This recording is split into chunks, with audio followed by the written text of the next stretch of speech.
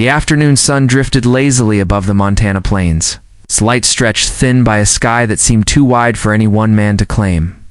Wind rolled across the tall grass in slow, sweeping waves, carrying with it the smell of pine and dust, clean, raw, and honest. Ethan Ward stood at the edge of his ranch yard, boots firmly planted in the dirt, as if bracing himself against the weight of what was coming. The stagecoach had sent a plume of dust into the distance 20 minutes ago, and every second since had tightened something in his chest.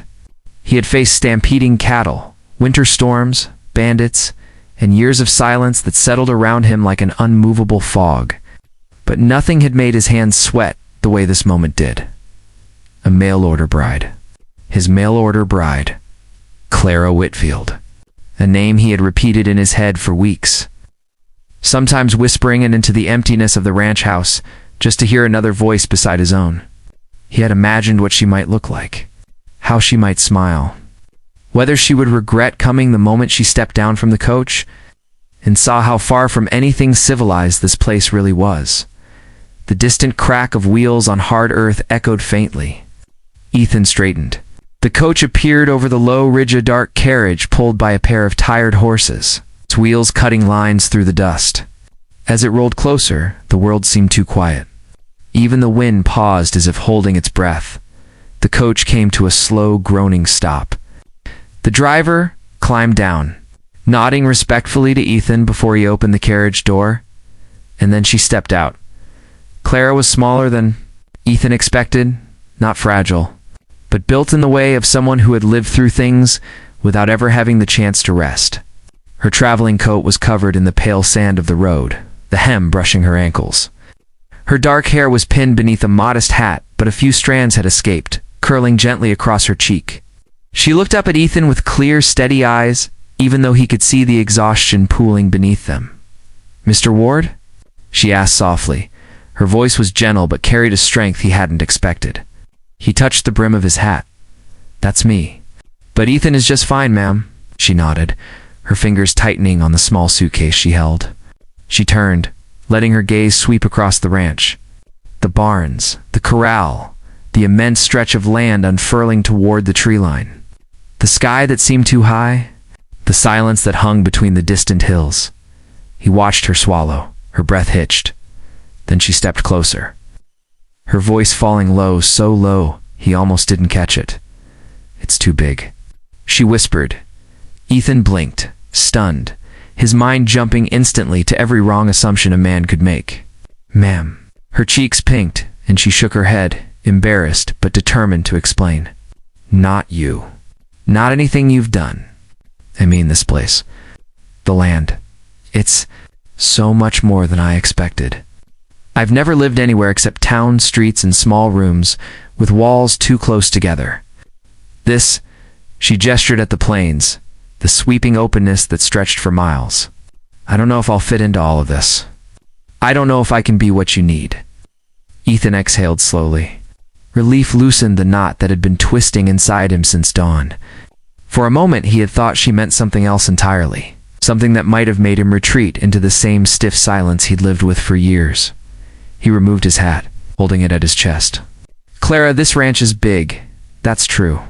Sometimes too big for a man alone. But I didn't send for you because I needed someone to fix that. You're not here to run the place or work the fields. You're here because I thought maybe we could build something together. And I meant it when I said we'd take it slow." She looked down at her feet, her voice almost too soft to hear. "And if I fail? If I don't know how to be what a rancher's wife is supposed to be?" He stepped a little closer, careful not to startle her, careful with every movement.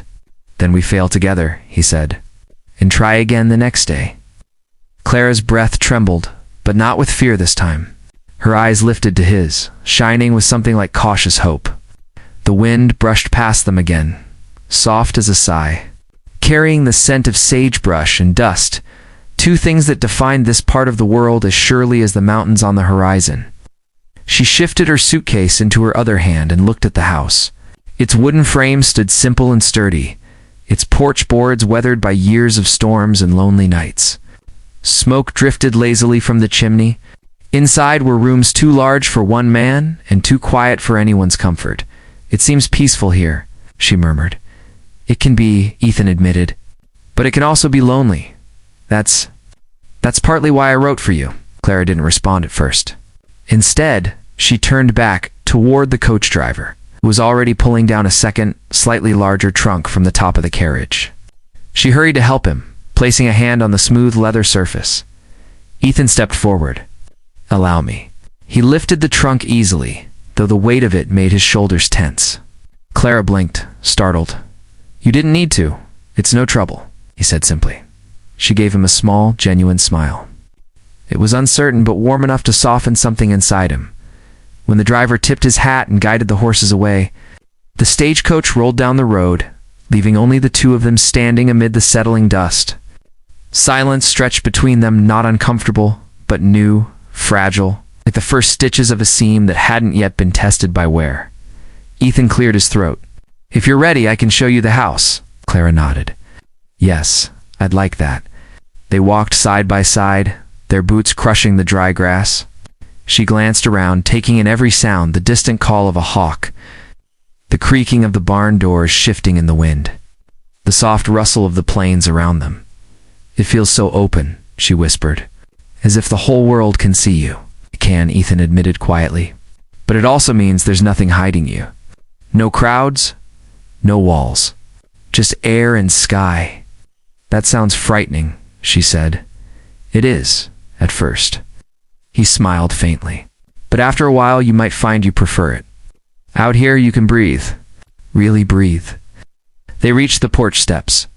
He set her trunk down gently, then hesitated, watching the way she placed her hand on the railing as if grounding herself.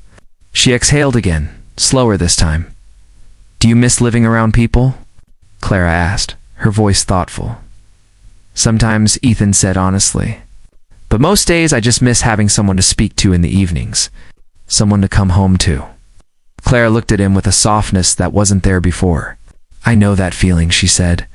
"More than I ever said in my letters." They stood in silence for a few moments longer. Then Ethan pushed the front door open. Inside, the house smelled faintly of pine wood smoke, and something warm he couldn't quite name. Clara stepped across the threshold. She paused, letting her eyes adjust to the light. The furnishings were simple handcrafted wooden chairs, a braided rug, shelves lined with books whose pages had softened from use.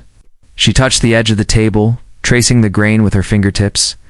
"It's comforting," she said. "It feels lived in." He nodded. "I tried to keep it tidy." She turned to him. "You did." Ethan felt heat rise faintly to his cheeks, something he hadn't felt since he was a much younger man. "If anything feels off, or if you need something different, you can tell me. There's no rush to settle everything today." Clara took a slow breath. "I'll do my best. That's all I ask." Outside, the wind picked up again.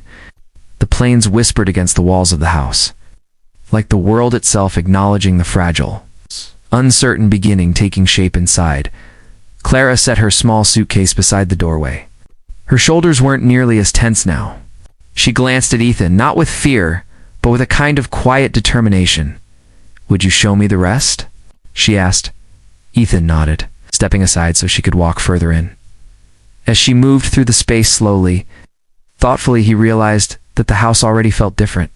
Less empty, less cold. The air itself seemed to shift around her, as though the ranch had been holding its breath for years and had finally exhaled.